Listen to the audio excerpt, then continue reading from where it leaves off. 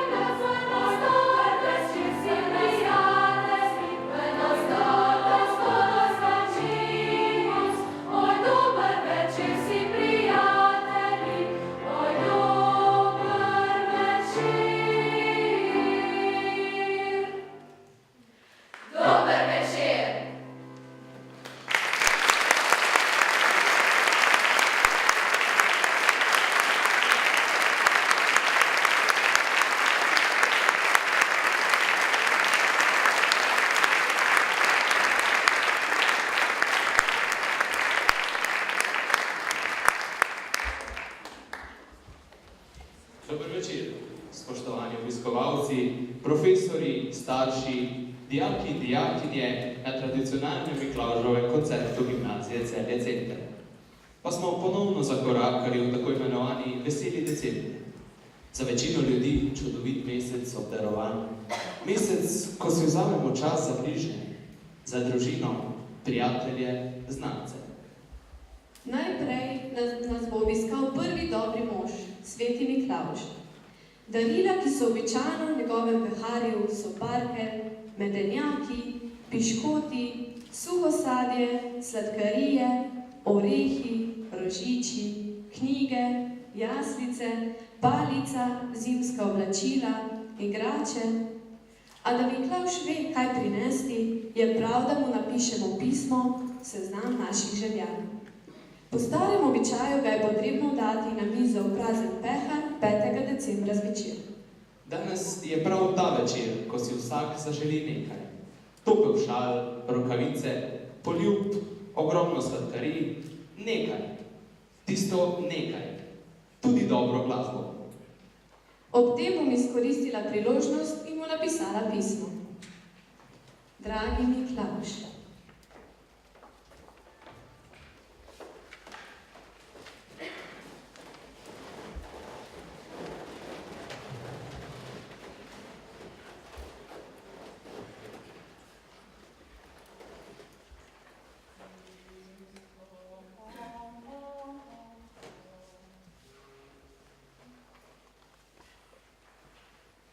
Moj očka, maco, nička, oba sta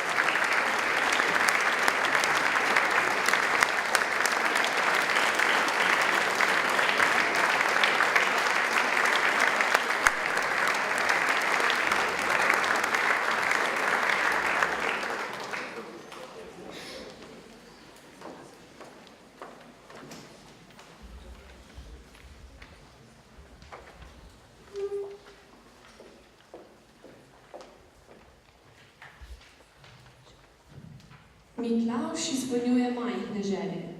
Majhne. Na list papirja sem mu napisala: Dragi Miklavž, na ta dan naj bodo vsi ljudje, ki se počutijo ujete, vsi, ki živijo brez sanj, vsi, ki hrepenijo po notranjem miru, slišani. Naj začutijo svojo lastno svobodo. Samo danes naj prepoznajo ta občutek, naj sledijo sebi in na to vsak dan znova. Maruša, to si res lepo napisala. Tudi jaz mu napišem pismo, da me letos ne bo zgrešil, ko bo nosil darila.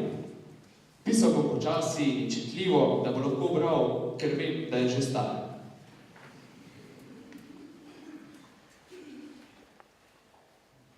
Dragi Miklavž, najprej ti sporočam, da ne živimo več tam, kjer smo živeli, ker smo se preselili. Moj oče je v časopisu prebral, da se največ nesreč zgodi 20 km od doma. Pa smo se preselili 30 km stran, tako da sedaj živimo popolnoma brez skrbi. Prosim te, da mojemu očetu prineseš rezervne ključe za avto, saj jih je zadnjič izgubil in smo bili primorani ostati doma. Tako sem si lahko von morja le domišljal. Moji mami pa prinesi en velik paket potrpežljivosti, ker je zadnjič rekla, da je zaradi mene že izgubila. Mojim profesorjem pa prinesi knjigo Bonton, ker so tako brezolike, da me v šoli kar naprej nekaj sprašujejo. Moj oče pa pravi, da radovednost ni lepa čednost in tako si bodo lahko to sami prebrali.